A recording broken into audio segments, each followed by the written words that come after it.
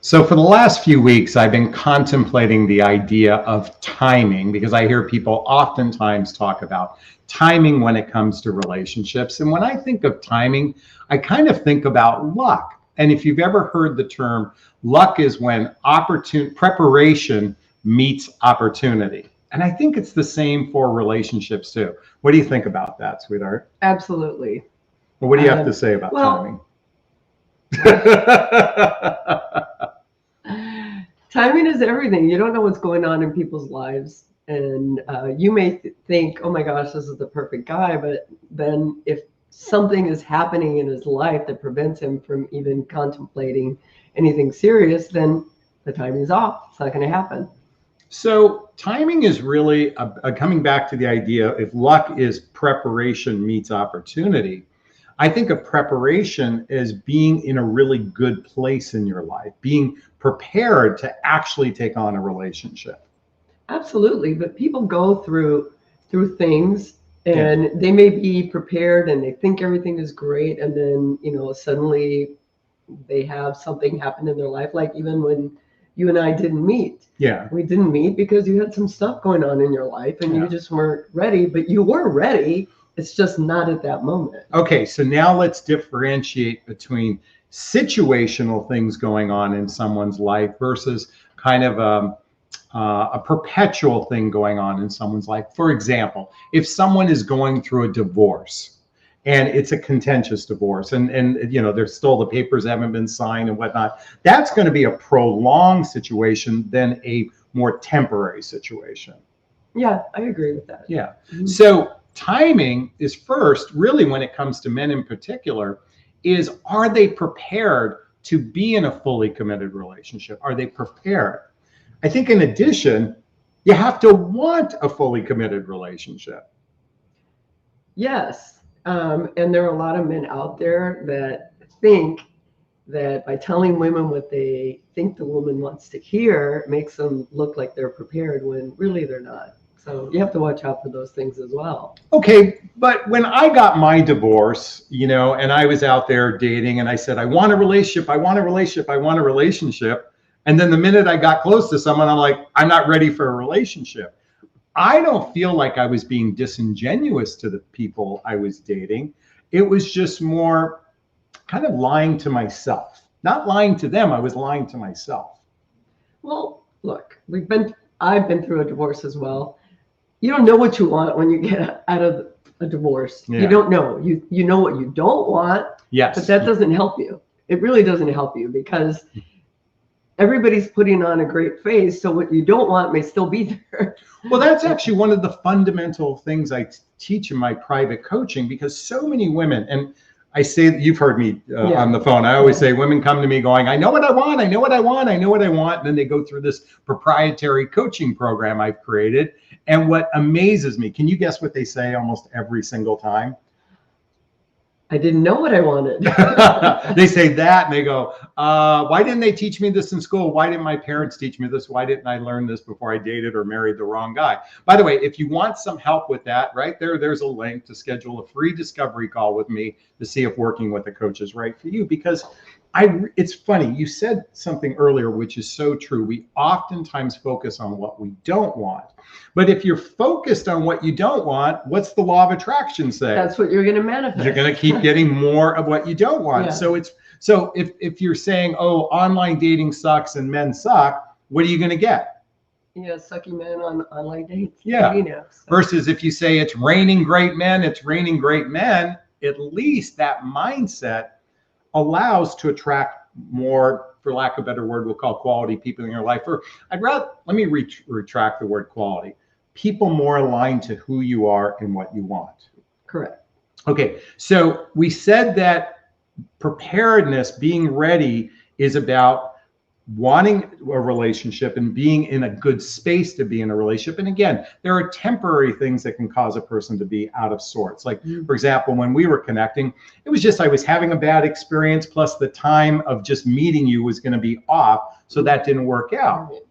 But ultimately, when we did finally meet, and for those that are not familiar with us, we were in a long distance relationship. when we did finally meet, I felt like right then and there, the timing was right.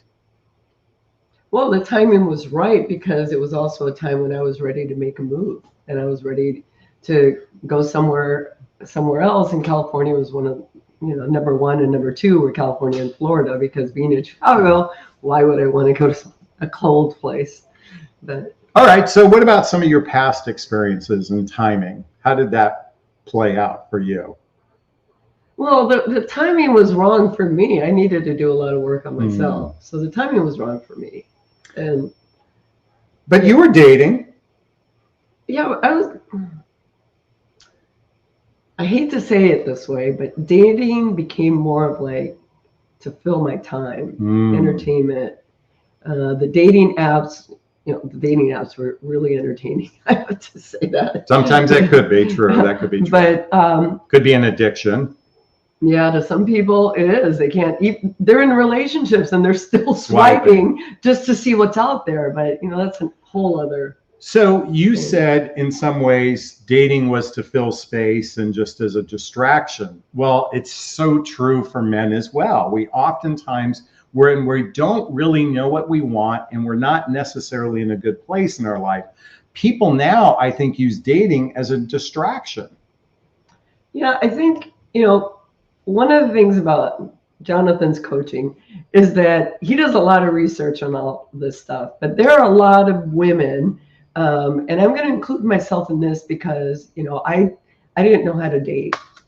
So the dating apps were a crash course in dating, which is not, the best way to do it, but that was the only thing that I had at the time. Yeah. So I would have benefited from some coaching because I didn't know how to do it. I didn't want to coach you. I wanted to fall in love with you. Oh. So here's the way I view relationship readiness, and this relates to timing. So first and foremost, you're in a good place in your life. In other words, you've maybe healed past traumas. You're in good physical condition in your life. You're in a good structural place of your life. And what I mean by structural, I mean by paying your bills and that sort of thing. That's part one of relationship readiness. Would you agree? I would agree. Okay. Number two is having clarity on who's really a good fit for you. Because if you're dating without understanding of who's really a good fit for you, you might say yes to dates and you can go through the process of getting to know each other only to find out you're completely misaligned. So get clarity on that. You agree? I agree. Okay. Third component is being attractive to the opposite sex. I mean, putting yourself in a space of being attractive. I can tell you as a man, and you're going to share your experience as a woman. I can tell you so many women's, like, for example, online dating profiles were absolute crap. I mean, the effort and your profile was fantastic, but the quality of the photographs, the representation of themselves, even the essay they wrote was really so blah that you'd swipe. I mean, if it was swiping on a dating profile, you'd be swiping left all day long. And I'm assuming the same thing happened for you with men. Yeah, men don't know how to write good profiles. No. And, sometimes you could just read into the profiles and know, this guy's a player. He's just looking at numbers, trying to get as many women as they want, as they can get. Yeah. So, okay. So and also, I think people have really weak flirting skills. What are your thoughts on that? I never thought about that. Well, you're a great flirt, so you just bat your eyes, No, but I really do believe. Well, what about the men? I mean, did you meet men with poor flirting skills? Poor game. Okay, so there are the ones that have game are the ones that are very good looking, and they think because of their looks, you should like them. Okay. And then there are the ones that were just like, they were nice guys, but kind of blah. Like, no, there's all kinds of people out there. And so you have to be really clear on what it is that you're looking for. So in the beginning, And I talked to these guys on the phone, so I knew they were blah. Why did I go out with them? Because you were filling time, which a lot of people do. Yeah, and it was. And I was in between going on vacations and stuff. But going back to flirting, I think I noticed for myself, and I hear this from men who go out on dates with women and women who go on dates with men. To create a spark, you have to learn how to make that happen. If you don't know how to create attraction and have the skills to actually get someone attracted to you, it's going to be more challenging to create that spark that ignites the relationship.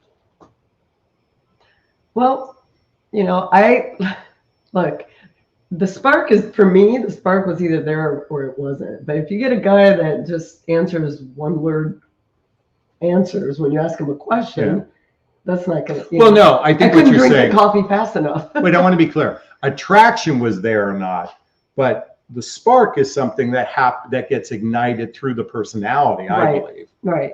Because I've met many a men that you thought, wow, this is a great guy. And then they sit there and you're like, well, what do? I'm an accountant. Oh, okay. But why did you become an accountant? I'm good with numbers. And it's like trying to see if they have anything else to You're pulling teeth to get them to talk. Yeah. Okay, so the fourth piece of relationship readiness that relates to timing, I think, is actually centered around how to maintain and actually make a relationship thrive, making it So what I mean to say is a relationship is a separate entity. If people don't know how to actually make a relationship work, because we've been indoctrinated in the belief that chemistry equals relationship success, and all you need is chemistry, and then you need no other skills after that, although everybody talks about communication. But if talking isn't communication, good listening skills is part of communication, active listening is part of communication, conflict resolution skills is part of communication, and these are all skills to help maintain a relationship, but more importantly, make it thrive. So part of timing, remember when I said preparation, is knowing how to make a relationship work. And most humans are rather oblivious to this. I know I was when I got married. What about you? We won't even talk about when I got married, but but I do believe that when the timing is right and the person is right for you, things flow. Things just flow. Yeah. And you need to have those skills to be able to communicate back and forth, but sometimes it's just this unexplainable thing that you're able to speak to this person and you feel like, gosh, this is comfortable. It's very comfortable. So, but I'm sure you've had experiences where there was chemistry and at first it felt comfortable, but it fizzled out or it didn't work out. So it's not always apparent right on the first date. Correct. Okay. It's not, because people are nervous, especially, men that I met a lot of men that were very alpha, but yet when you put them one-on-one, they got really nervous. Really? Yeah. Okay. Yeah. Okay. Big football player guy, and then, he gets really nervous. But, he was charismatic, and, let's try doing this again. And it just, but the spark wasn't there for me. So I gave him a chance. Okay. Yeah. But ultimately, when we talk about timing, it's really, you're in a good place in your life. You want a fully committed relationship, or you want a partnership with someone. You have created an attractive presentation of yourself. You know how to flirt. You know how to communicate well to create that spark. Ultimately, the last piece, as I said before, is do you have the capacity to maintain it, but more importantly, make it thrive? And that's some of the things I teach in my coaching. That's some of the reasons why I recommend book after book after book after book on my videos. One thing that you haven't mentioned is it's got to be fun. Oh, yeah.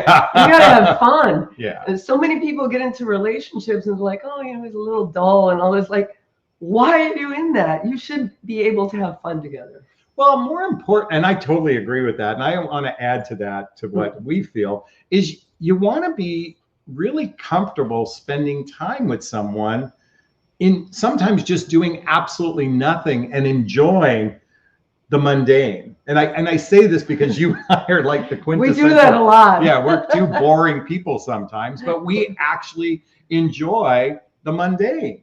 We actually like the mundane. Yeah, that's why we take trips. Yeah.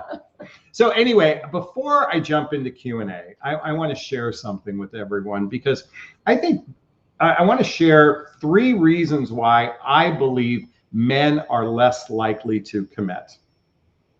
And why I think it's important to get this understanding is because and this is going to be from the man's point of view towards a woman. Okay, let me just say this. The opposite of what I'm about to share can be said true for women and men. But I want to bring this up because this came up in one of my conversations today. And I think it's important to address this. So number 1 is, when you are putting yourself out there to be seen by single eligible people, I think it's incredibly important to create the best representation of yourself, the best representation. Can you expand upon that? Yes, and if you're not a good writer, read somebody else's profiles or get some help with somebody. There's a lot of places that will help you with those type of things. Yeah, there's services like eCyrano and others that will actually create a profile. Now, we're talking about the online dating realm, but when I'm talking about the best presentation of yourself, whether it's the photographs you create, it's also what you present out in the world, Right. Okay, let me give you an example. When we travel, you didn't like the fact that I'd wear ratty t-shirts, on a plane. You would like, you preferred someone that has a little bit more style. Yes. Is that a criticism? I don't mean to throw you under the bus. Yes. So I began wearing button-down shirts when we travel. Well, doesn't he look better? Like, tell me he doesn't look better wearing shirts. I get it. And I actually like that feeling of looking better. So my point is, it's interesting. People look at you a little bit differently. Like when I get on a plane now, I'm wearing a sport coat. I can just tell people are looking at me differently. And it's absolutely true for women as well. A man will notice a woman who's put a good presentation of herself. Well, in the online dating world, men lie about their height and women lie about their body type, And at the end of the day, it's about putting an accurate presentation of yourself, because nothing is worse than meeting someone and then being disappointed when you physically meet them. Yeah, I think a lot of us have been through that. Even though I didn't like my Photoshop pictures. Yeah, no, you didn't look. I'm just kidding. Because he wasn't wearing a sport coat in his pictures, and I don't know if we've talked about this before. Yeah. Like on profiles, and I think men and women alike do this. They'll go through somebody's profile and they'll pick the picture they like the best, and they're like, this is what he looks like. This is the guy that's going to show up. And if he wasn't dressed, he was dressed okay, but I expected the guy in the sport coat because that's the guy that I liked. So again, this is about putting the best presentation of yourself, whether it's online, in person. And a lot of times, women will get dressed up for a date. But I do believe that one of the reasons why so many women don't get approached is right off the bat, they don't put a good presentation of themselves. Number 2, and this, what I'm about to share, is true for men and women alike. They have significant unhealed traumas and wounds, both in childhood and in adult life, that causes them to be a little less desirable in the dating marketplace. And let me just expand upon this for a second. The fact is, the older we get, the more traumas we can have. And the biggest trauma of all for us in midlife is going through a divorce. That can be a significant emotional trauma. And for many people, I'm going to have to fix that in a second. For many people, it causes them to be less attractive to the opposite sex because they're holding on to a lot of negativity. Well, like you said in one of our other videos, is that when you would go meet somebody, it's like every guy they've dated is right behind them. Every disappointment they ever had is standing right behind them. And so it's really important to actually do the personal development, self-help, and spiritual work to actually be prepared to be in a healthy, happy relationship. I'm going to plug my book for a quick second, but most of you know I have a book I've written called What the Heck is Self-Love Anyway? A Journey of Personal Development, Self-Help, and Spiritual Work. By the way, there's a link below to get a copy of my book. Why? This isn't a dating book. This is a book about being your best self. Because the more work we do on ourselves and the better prepared we are to be in a relationship, then we can attract a good relationship in our life. But more importantly, we can keep a good relationship in our lives. Yeah. You know, going back to presenting your best self, it doesn't mean that you have to be the most beautiful woman, but just making yourself look good and approachable, and everybody has a nice smile or nice eyes and stuff. And you meet somebody that then sees that in you. And you know that it's a great feeling when you present yourself a certain way and they see you. They see how what you did to present that way, right? Do you remember watching I was going to say something. Remember we were watching the Friends episode where Chandler couldn't smile? Oh, yeah. Okay. But folks, I want to give you a quick trick on how to create a great smile for a photograph, because the reality is most of us, when we try to smile, it doesn't look good on camera. And this is something I learned from a model 30 years ago. And she said, when you're ready to take a photograph, chuckle. You know, now it feels awkward because you're moving a little bit, but the reality is the camera catches the enthusiasm, which gives you that Julia Roberts, Tom Cruise kind of smile. Not that I have one of those. I mean, you're closer to that than I am. But it's creating that energy. So right now, get your girlfriends, get your friends to take a photograph, use their smartphone, just take some chuckling like this. And right there, and you really will have a better presentation of yourself, because people who are smiling in their photographs or just in real life are more approachable. Yeah, no duck lips. No duck lips. No duck lips. Yeah. Okay. That's not good. The third thing, and this is really sad for me to share, but I do believe that today it is so much easier for men to just simply hook up with women. And because of that, because the ease of getting sex is the barrier to entry is so low, that men are less likely to commit based on that. What are your thoughts? You're not a guy, but. I'm not a guy, thank God. No, I think, you know what, it takes the right woman to look, if you want to hook up, go hook up, have fun, you know, it's your life. However, if you're really looking for a relationship and, you know, you're interested in this person, you know, take a little time to really see, maybe you're just infatuated with what he looks like. I don't know. Okay, so we did in the early stages radical honesty. Yeah, we did. And we talked about a lot of stuff in 3 days that I wouldn't talk to somebody probably in 2 years. Okay, and our situation was unique. At the same time, radical honesty, and again, this is something I teach in my private coaching, you can get the link below to schedule a call with me, is radical honesty is laying your cards on the table sooner rather than later. So you will weed out the guys who are in it for the short run much sooner. And then what happens is you actually become a magnetic attractor for someone who's more likely to want to be in a relationship. When you stand in your power, when you know your standards, and more importantly, you are in the best place in your life. Because when you're in your best place in your life, I believe that's the timing that creates the opportunities. Your confidence will come through. Yes, well said. Your confidence comes through when you're in your power. And I want to address that really quickly, because one thing that impressed me about you is you were absolutely in your power. I could tell you weren't clingy. You weren't like, oh, you're trying too hard or anything like that. You made effort, which I really appreciated, but I could tell you never gave your power away to me. Oh, I never gave my power away to anybody. Exactly. Did I give you my power now? No. Well, I think that's one of the things what I think makes us, what I feel is unique, is we retain our sovereignty, our self-worth, our self-esteem.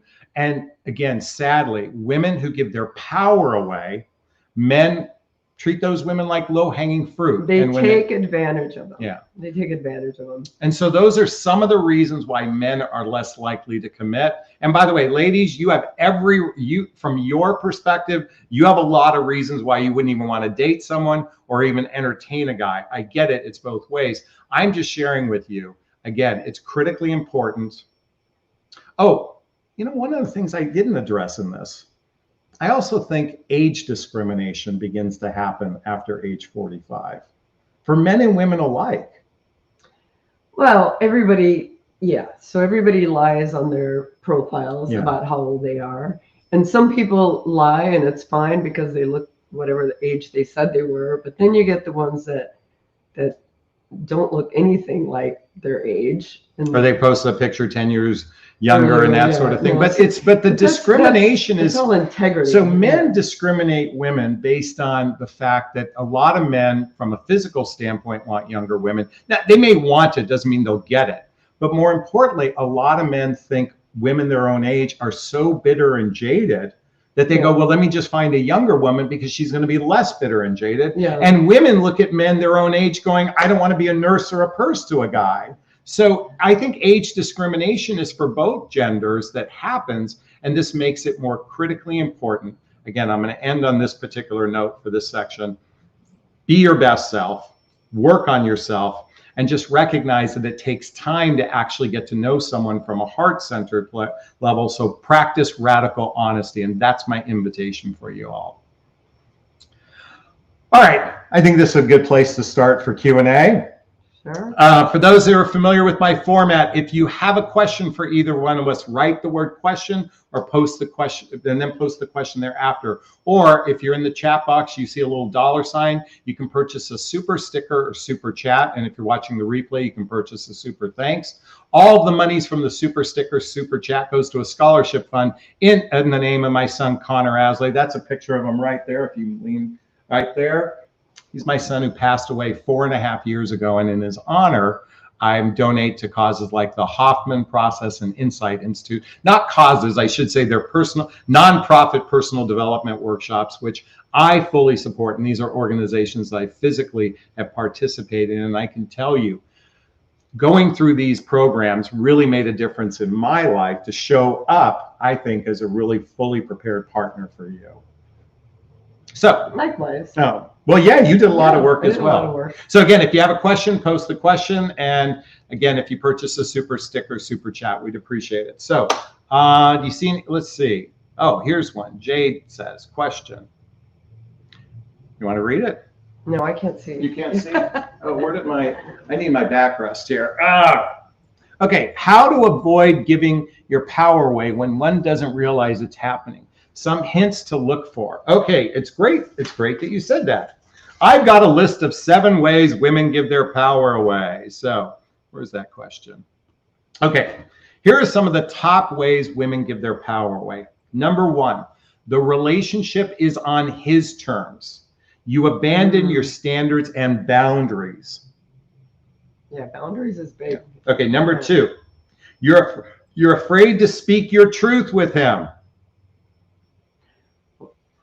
Go ahead. Also known as walking on eggshells. Yes, exactly. Yeah. Number 3, when the relationship ends, the focus is all on him and him and him and what I could have done better. It's all about him.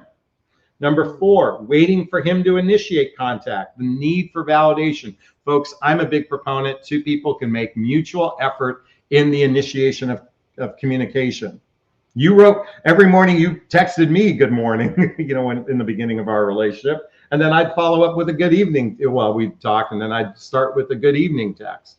So, okay. By the way, I just want to reiterate, I did not chase him. For those that think that. Okay. Number 5, you stop doing your pre-relationship life, your interests, your activities and friends after meeting a man. On a personal note, when you told me about one of your girlfriends or you're having a party in Florida, I'm like, you should go to that. In other words, your partner is encouraging you to do those things. But if you give it up, your personal life for them, you're giving your power away. My trip to the African safari, that we had already met, and I wasn't going to get. Yeah, but yeah, you kept that Yeah. for our, had nothing to do with, you didn't want to give your power away to me. Number 6, feeling like you can't live without him. Oh my God, I need him to love me so I can feel good about myself. No. And number 7, you think the other person is the only person in the entire universe who will love you and you'll have chemistry with them. Those are things to look for. If you're operating from that space, you're giving your power away. So that last one, Yeah. there are so many women that think that guy was the love of my life. I'm never going to find that again. La, la, la, la, la. Well, if that's the way you're going to be putting it out there in the universe, then guess what? You never will find anybody. That's exactly true. Yeah. All right. That's a big one. Great question. All right, let's see what we have here. Sanyet said, I'm pretty mispronouncing. Question, can the honeymoon phase be mistaken for commitment? Well, I think commitment is a mutual discussion of what the relationship looks like and how you're going to invest in the relationship. I think the honeymoon phase is the physical excitement you feel, but if it's just physical excitement, that might feel that you're attached to the person, but that doesn't mean commitment. Commitment comes through agreements. See, I would think that you have to have commitment before you can have a honeymoon phase. All right. That's how I look at it. Oh, okay. So, the commitment of, for example, monogamy and exclusivity. Right. Okay. What's beyond monogamy and exclusivity? Well, it's getting to know each other more intimately. Well, that's sex. So let's go. No, beyond sex. This is but you can do a lot of thoughts and. Okay, so you're sharing your thoughts, but that's not commitment. Well. Okay, so for example, commitment was agreeing to the amount of time you spend together. Okay, and actually doing that. In your particular case, you made the commitment to move here. We agreed to move in together. These are deeper examples of commitment. Yeah, but some people, okay, some people still think that that we're in a honeymoon phase, and then Amber Heard's coming up. Oh God! Oh, really quickly, one of our followers here thinks she's going to turn into Amber Heard, because we're. It's funny. I kind of felt our honeymoon phase has shifted to. I think honeymoon is when dopamine is being released in that euphoric feeling. Whereas now we've shifted to serotonin, where it just feels safe and calm. Comfortable. Yeah. Mm-hmm. Okay. But honeymoon phase has nothing to do with commitment. Agreements have everything to do with commitment, at least in my point of view, anyway. Thank you, Sonic, for that question. Let's keep going. Let's see. Question. All right. RL says, question. I never touched anybody and did not have an attitude. This is another lie from another customer once again. That's good to hear that. You didn't have a question for us, but thank you for sharing that. Okay. Mother says, question, how do you know when you're 100% ready for marriage? Ooh, that's a good question. I don't think you ever 100% know. I think, men can be overly enthusiastic when they feel really good about someone, especially when it happens early in the relationship. I think a more seasoned relationship, I'm thinking a couple years, two and a half years, I think it's a demonstration of saying, okay, let me just say this. Marriage to me is that commitment that I want to take care of this person. And I don't mean financially. I mean, what did the vows used to say? Sickness and health, for better, for worse, that sort of thing. So it's an agreement to say, you know what? I want you in my life. Even if we go through tough times, I'm going to be there for you. Mm-hmm. Sometimes that can be a scary thing for those of us in midlife because most people are divorced and they're gun shy about wanting to get married again.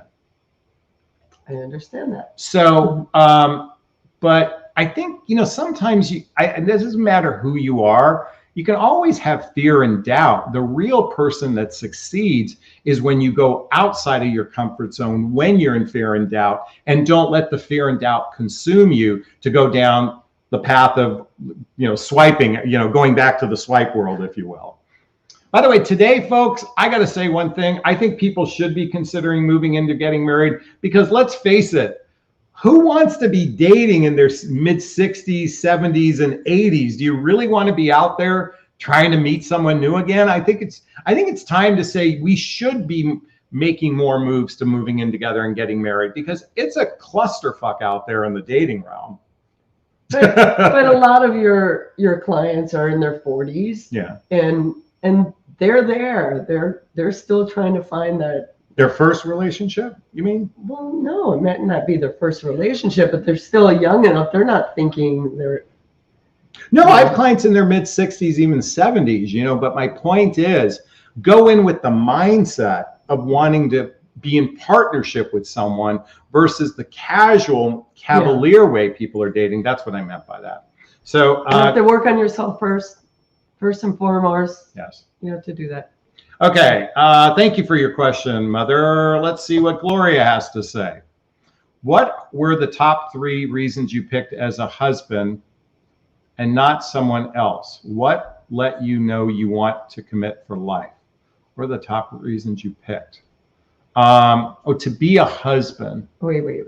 What were the top reasons you picked Jonathan? I think it's for me as a husband. Well, first of all, we're not married. Oh yeah, we're not married. We're not married. And so what are the 3 reasons why you picked me? Or accepted me? Gosh, talk about being put on the spot. You should know this by heart.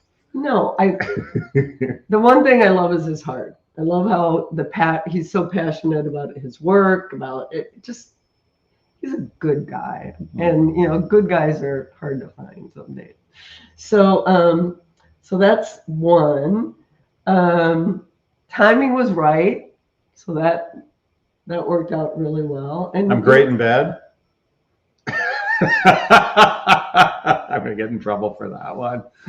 No, but see, now you made me lose my train of thought. Sorry to interrupt you. But it was about being, we talked about so much that I had never talked to somebody in 3 days the way we spoke to each other the first 3 days that we hung out. And trust, that connection and trust and just feeling safe and secure that you know, I told him my darkest secret. Okay, you know? So how'd you know I wasn't the Tinder swindler? How'd you know I wasn't the scam artist? You could have been, but I didn't think so. And by the way, I had never seen one of his videos. Never, ever, ever. So we were watching Dirty John the other day, which is about a scam artist. And one of the things that the woman said, and I hear this habitually from clients, there were red flags literally from the get-go, and she ignored them. So she said, my heart said go forward, but my head said, you know, stop. I actually have a different theory on that. I think it's the ego that says that go forward, and the heart says, protect me, stop me from this guy. I really do believe, I think people get it backwards. And if we actually recognize, this is really critically important. If something doesn't feel right, that's your heart warning you. So, and I hear this from women who've gone through breakup after breakup after breakup. They all say the same thing. Something wasn't right from the beginning, but I went against my better judgment. It's your brain that gets in the way. It's the ego that gets in the way. Or you think that they're going to change. Oh, well, that's ego. Ego thinks they're going to change. No, people don't change. They are who they are. Yeah. All right. So thank you, Gloria, for that question. Let's keep going. I can't even pronounce this name. Question: 9 dates in 2 months with an introvert guy. I wanted to spend New Year's Eve with him. On the 29th, I came to know. On the 25th, he promised his 2 cousins to spend it with them. Did I push him away with expectations? 9 dates in 2 months. So that's that's roughly once a week with an introvert guy. I wanted to spend New Year's Eve with them. On the 29th, I came to know. On the 25th, I came to know. I don't know what that means. He promised his cousins to spend it with them. You know, it's hard to say if you pushed him away. It's, you know, the real question I have for you is, 9 dates. How well did you really know someone? I think dating today is so passive. It's surface level. It's not, it's like I jokingly say in my videos, how's your day going? Did you have a good day? I hope you had a good day. I mean, it's going deeper to get to know someone requires asking deeper questions, like what we did for those 3 days. Right. In this question, I kind of had a situation like that. Okay, tell me. And really nice guy. He didn't decide to go do something else. I decided, because I just realized I wasn't that into him, and I didn't want him spending the money on something on me when it wasn't going to go anywhere, because right after New Year's that I was going to end it anyway. So the fact that you were going to spend New Year's with him, and then his 2 cousins came up with a better plan, they did you a favor, because it wasn't just that into you. Yeah, he wasn't that into you. But again, I think that happens if intimacy is built through deeper questions. Yeah. It wasn't there because there wasn't enough trust, there wasn't enough intimacy built with one another in those 9 dates. And I believe that's possible to make happen. Well, and the other side of it is maybe he was into you, but he thought it was too soon. You set yourself up with these expectations, and expectations lead to disappointment. So, well, did she really create an expectation? They expected to see each other on New Year's Eve. Well, she says that, did she push him away with the expectation? You know what? Well, is it an expectation, or is it, there was a commitment made and I expect you to honor the commitment? Right. Well, he did you a favor. Yes, he did you a favor. Right. Okay. Thank you for your question. I appreciate it. All right. Wanda writes, question. Should I ask the guy that I'm talking to if we will only be friends if I'm not physically attracted to him? Should I ask the guy that I'm talking to if we will only be friends if I'm not physically attracted to him? Can I answer that? Yeah, I have my thoughts. Okay, you're manifesting something already. Like, are you not physically attracted to him already? So if you're going to ask him, that's going to turn a guy off. I wouldn't want to. Well, the other thing is, I'm a big proponent. Okay, I said this to you right in the beginning. I don't need more friends in my life. I already have a lot of friends who I don't get to see as it is. And what I mean to say is, to me, friendship means something more than an acquaintance. Okay. One thing in the online dating world, you can make a lot of so-called friends, but they're really a lot of acquaintances that you feel connection with and you communicate for a period of time. But ultimately, when you meet the right relationship, will this friend be actually in your life?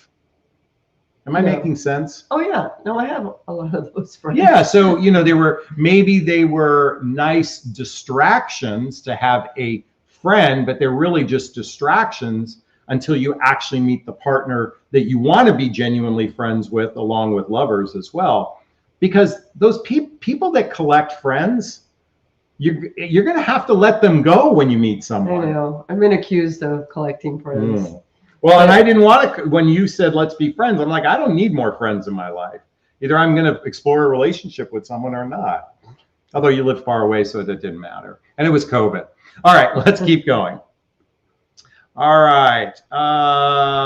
Mother says, question, how do I go to the next level if your partner isn't on the next level of being the best version of yourself? Do you help them? What are your thoughts on that? Oh gosh, you can't help somebody do something that they're not ready to do. Yeah.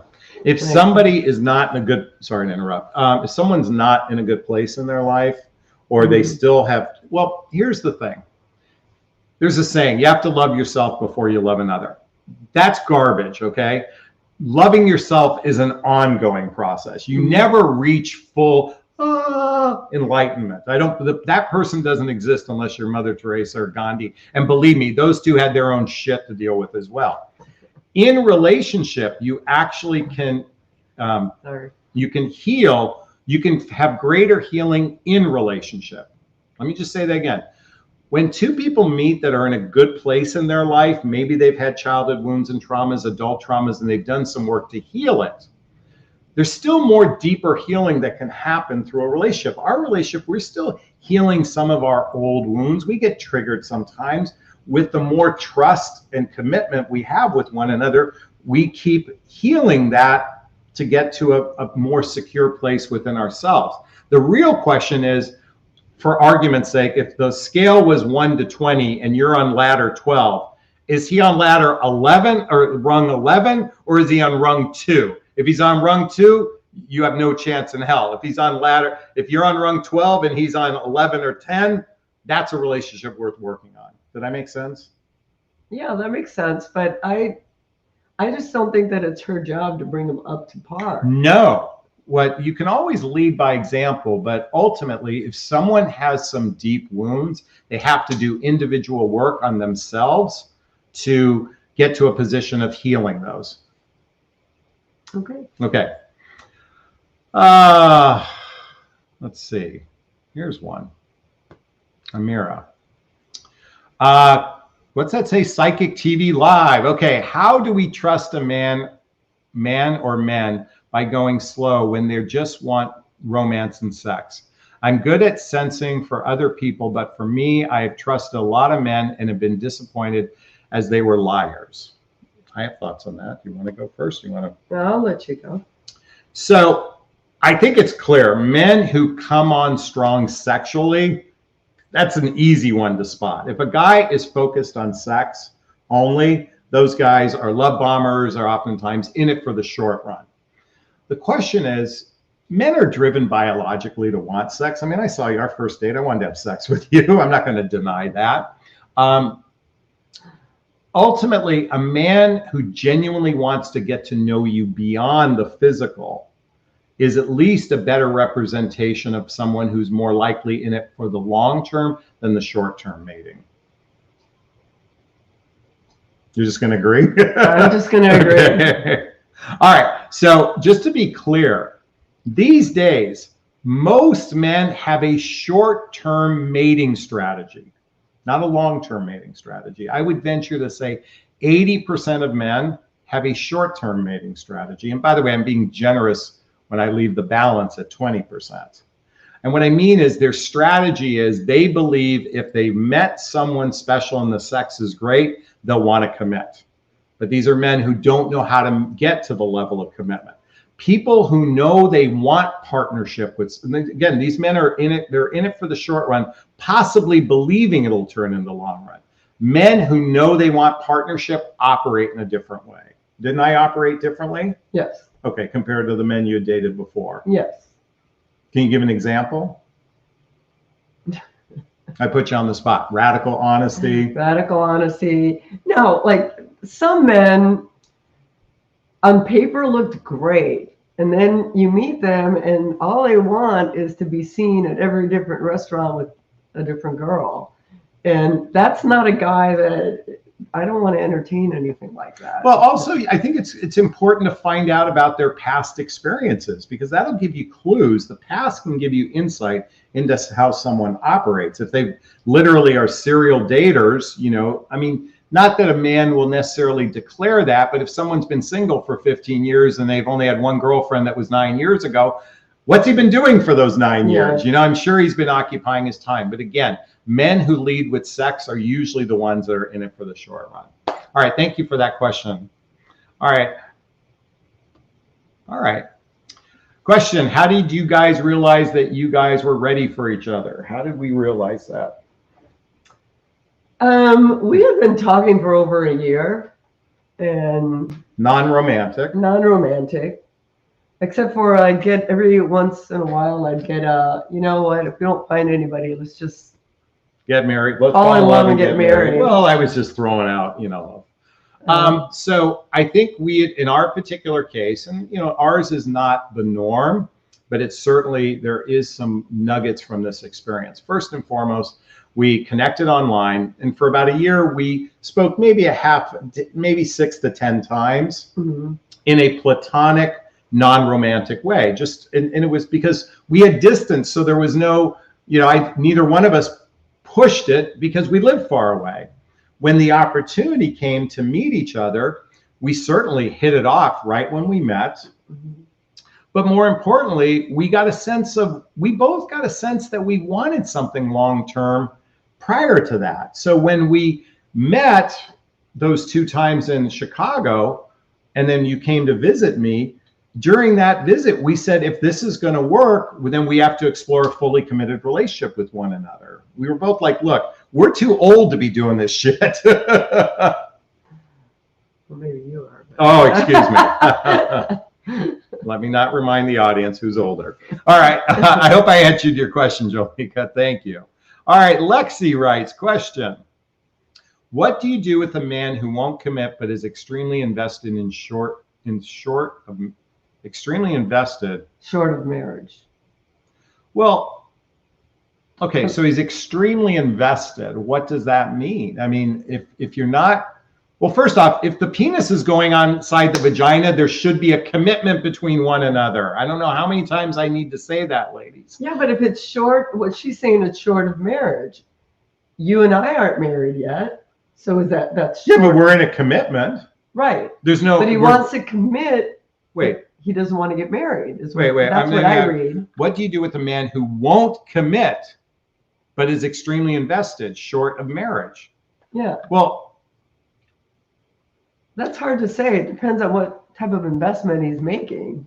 Okay, I'm a big folks. If you don't call each other boyfriend and girlfriend when you're having sex, then that's not a committed relationship. If you're not actively discussing what your desires.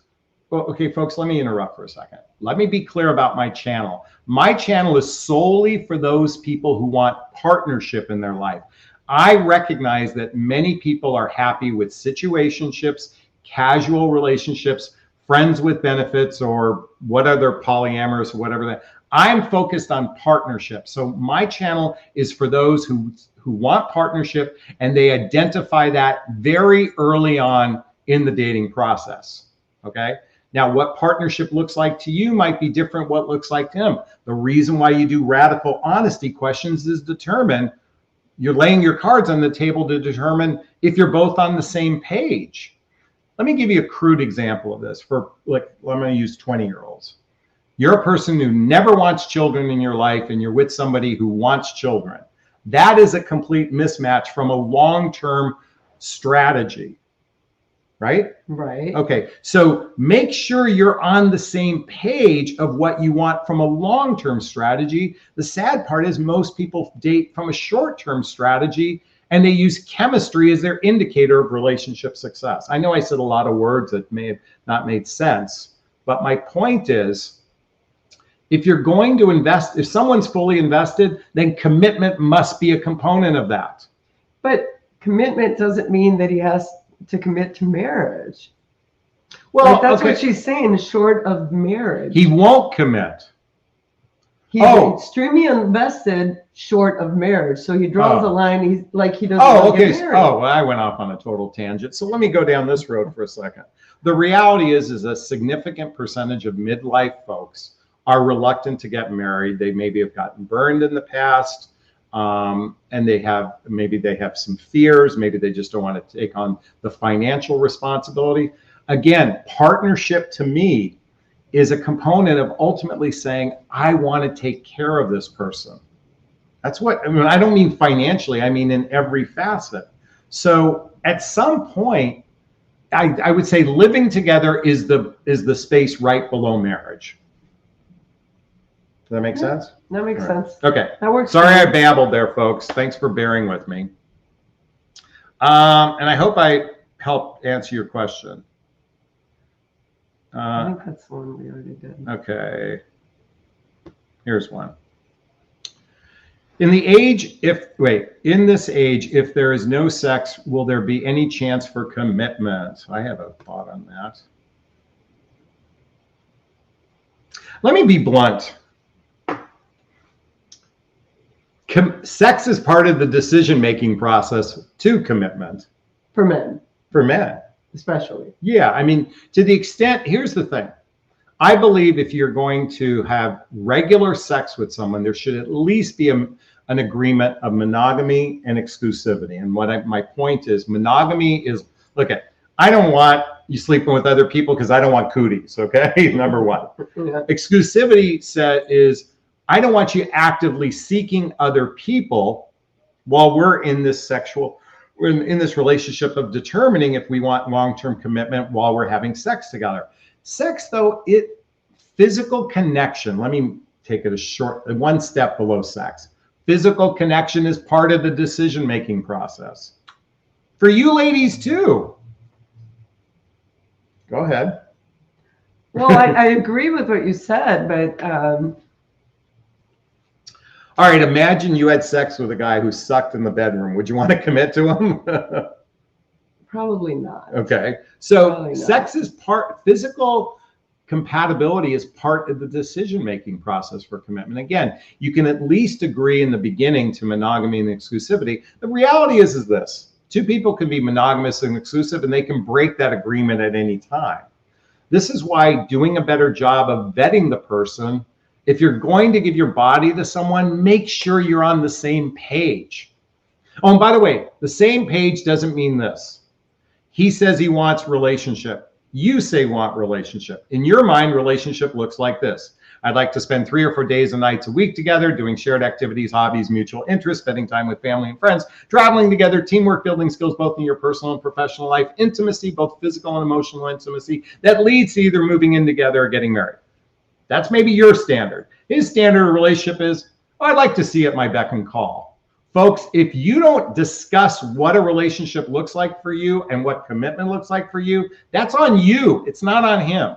And I'm being blunt here. Okay, I'm done ranting. Okay. Okay.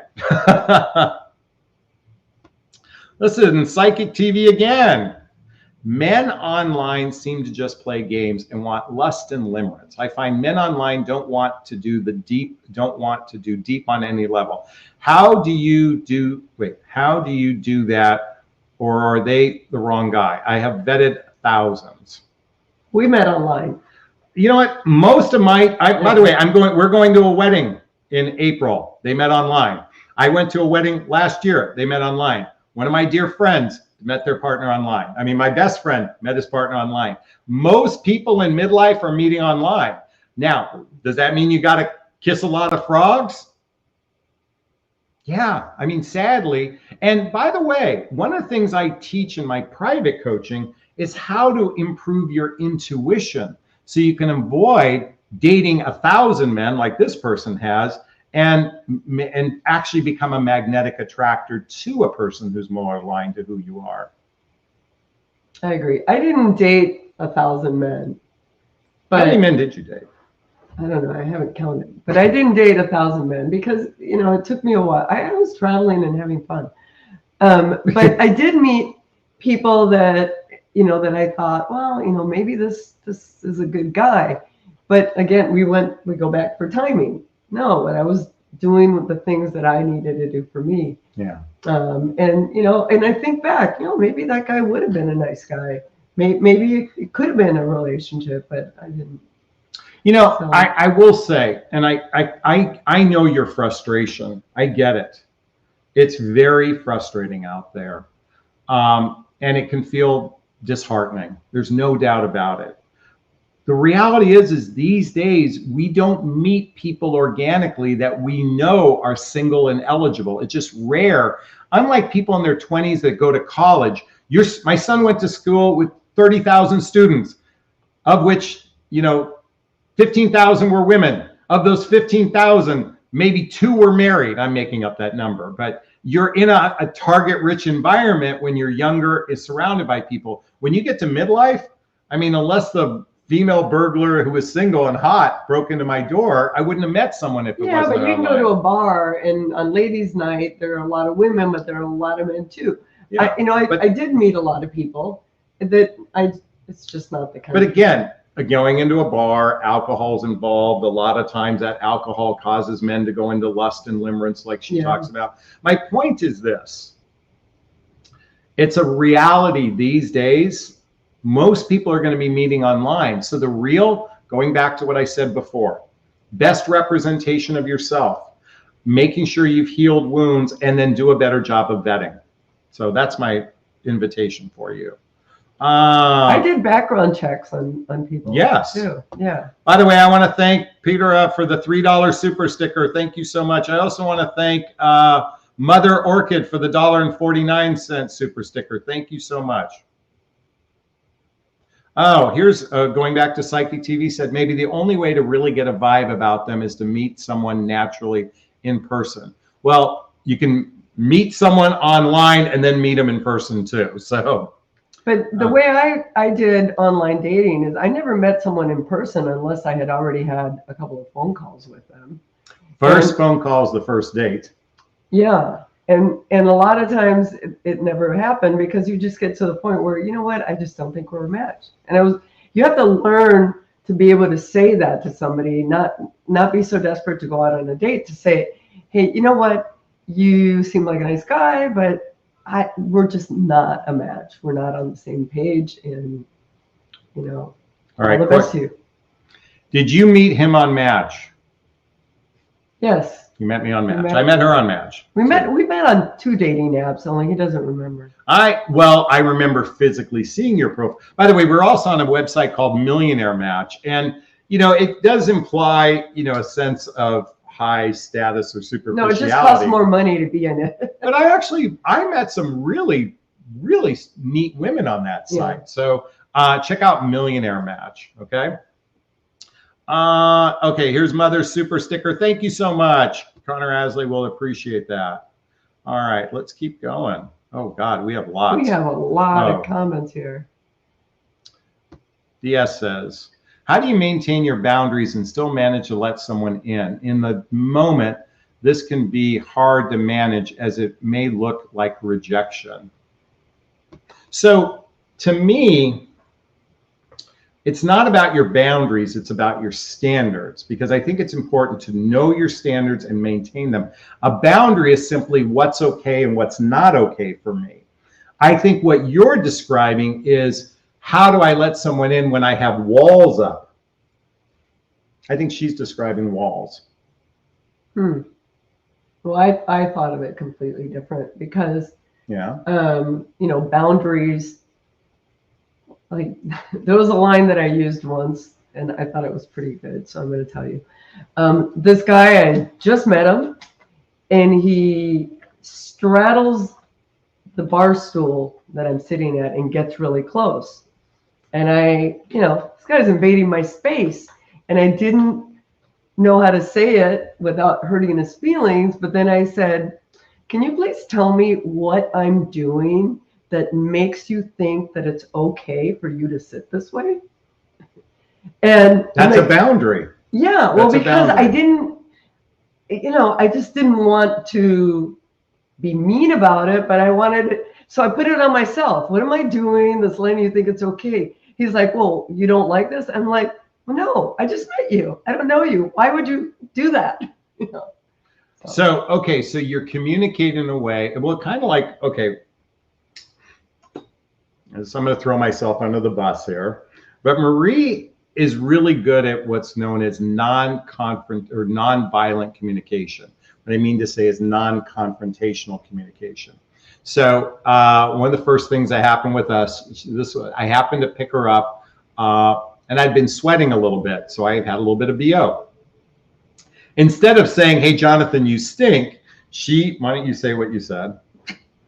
I said, this is really difficult to say, but I just don't think your deodorant is working for you. Now, I immediately took offense because I actually felt a bit ashamed. I just didn't want to spend the rest of the day feeling uncomfortable. And I knew he was running around with the top down in his car. It was hot. Yeah, it was hot.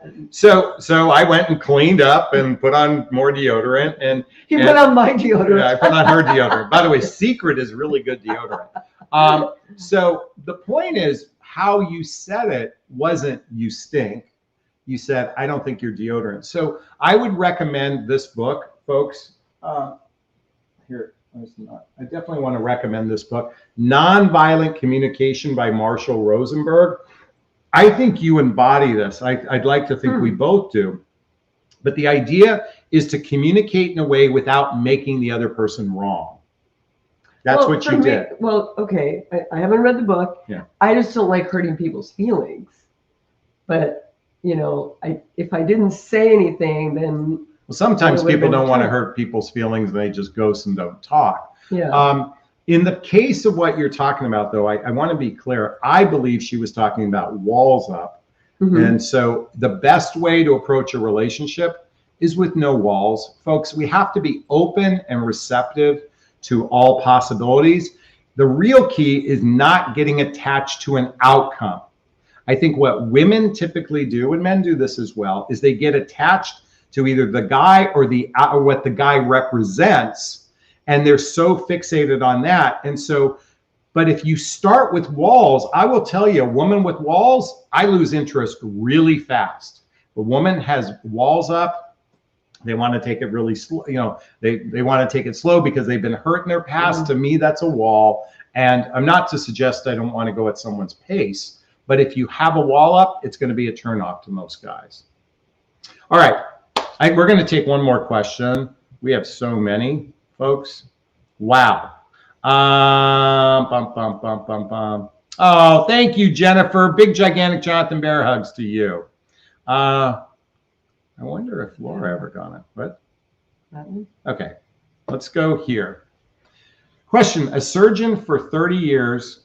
A surgeon for 30 years. For me, power equals being masculine. Hoped marriage magic would allow to be feminine. Is the power understanding, communicating, self-transparent, vulnerability, no compromise? I'm going to take a stab in the dark what I think you're talking about. Let me look at this again. Okay. So to be a surgeon, if I'm assuming you're the surgeon in this particular case, someone to be in that level of not just authority, but expertise requires confidence, requires ambition, requires determination. All of these we call masculine, okay? I don't consider those masculine. I just think that's confidence, ambition, determination. We think of those as masculine. I have a lot of masculine energy based on a lot of that stuff. Yeah. And I'm not a surgeon, so kudos to you. So yeah, exactly. But at the same time, feminine, we think of, now it's interesting. We think of feminine within men is neediness and, desperation. So if that's feminine, wouldn't that be same within women? Well, no, that would be a very turnoff. Anyone who's needy and dependent upon someone. What we're really talking about when I think of feminine, or to be more open and receptive, and more importantly, to have an agreeable personality, to have a fun personality, which is neither male or female, okay? And it's neither masculine or feminine. Having a personality that's fun, that's agreeable. And what I mean by agreeable, I don't mean doormat. I'm saying, if you want to go to this restaurant, that sounds great. No, I have a gluten allergy and I have this and I have that. And next thing you know, the guy's going, there's no restaurant that can make her happy, and we lose interest. And that's not masculine to be in that way. That's just people who are a pain in the ass. So I'm sorry. This is my point of view on this. It's not about being masculine or feminine. Are you a fun, energetic person that someone would want to spend time with? If you're always in work mode, nobody wants to be with you when you're doing surgery, although it'd be interesting to be in the operating room when someone's giving surgery. But my point is, are you fun to be with? That's all you need to be. Do you listen to a person? Do you interject? Are you curious about the person? And that's neither masculine nor feminine. And I rant on these things. I just want to say one thing, okay. and we're making the assumption that you are the surgeon. Yeah. It looks like you are the surgeon. I'm not a surgeon. I was married to a doctor, and one of the things that I didn't like is, even though I ran the offices and stuff, people assumed that I was supposed to be a certain way because of his profession. So I made it very clear that I do not identify with his profession. That's his profession. And I would think that perhaps if I was a doctor, when you're in the dating world, I wouldn't want to be, identified as, oh, the doctor. I want people to see me for who I am, not for my profession. Got it. So, Although it's kind of cool to be a surgeon. oh my God, yeah. I would love to have been anything like that. All right. I think this would be a great place to wrap up. We talked about timing, and ultimately I view timing much like the way I do luck. It's where preparation meets opportunity. When you are in a good place in your life, you're in a good place, you're at you both physically, emotionally, mentally, spiritually in a good place. And then putting yourself out there to be seen by single eligible people, and the other person is in a good place in their life and they're putting themselves out to be seen, and the two of you meet. If there's that spark of chemistry, if there's that connection with one another, you have a greater chance for success. And that's the way I view timing. Any thoughts? I agree. All right, folks, I think we're going to wrap up here today. First off, I want to thank you all so much for joining us. If you like the content on this channel, please hit the like button. Please share this video. Please subscribe. Also, please tell your friends as well. Also, if you need some support, check out the links to a free discovery call with me. Check out my group called Midlife Love Mastery. If you want to follow me on Instagram, you can go there. All the books I recommend are listed in the description in the show notes as well. And I think this will be a great place to wrap up this video. And since I'm not by myself, I'm with my partner, I'm going to give you a big, gigantic Jonathan Bear hug. And thank you, everyone, for all the wonderful messages. There's just so many. We can't get to all of them, but thank you. Thanks, everyone. Have a great evening. All right, bye now. Bye-bye.